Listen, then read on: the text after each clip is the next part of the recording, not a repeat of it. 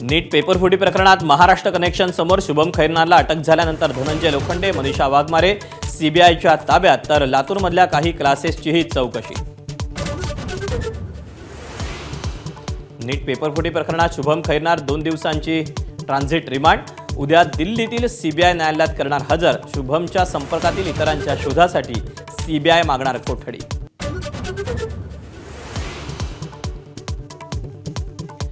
नीट परीक्षेचं नवं वेळापत्रक पुढच्या आठवड्यात जाहीर होण्याची शक्यता. पुन्हा परीक्षा घेण्यासाठी 2 महिने लागणार असल्याची सूत्रांची माहिती. राज्यभरात एटीएसची छापेमारी. मुंबई, पुणे, नांदेड, नाशिक, जळगाव, अकोला, चंद्रपूर, वाशिममध्ये झाडाझडती.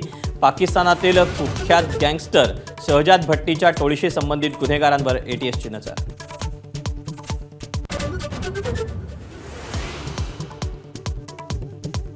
तटकरे आणि प्रफुल्ल पटेल 22 आमदारांना घेऊन भाजपकडून लढणार. रोहित पवार यांचा दावा.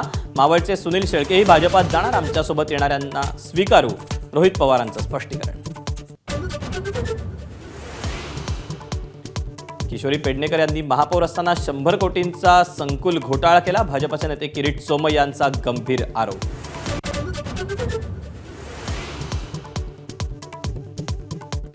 सर्व मंत्री आणि अधिकाऱ्यांनी परदेश दौरे रद्द करा. मुख्यमंत्री देवेंद्र फडणवीसांचे सर्व अधिकारी आणि मंत्र्यांना आदेश. पंतप्रधानांच्या आवाहनानंतर मुख्यमंत्र्यांचा मोठा निर्णय.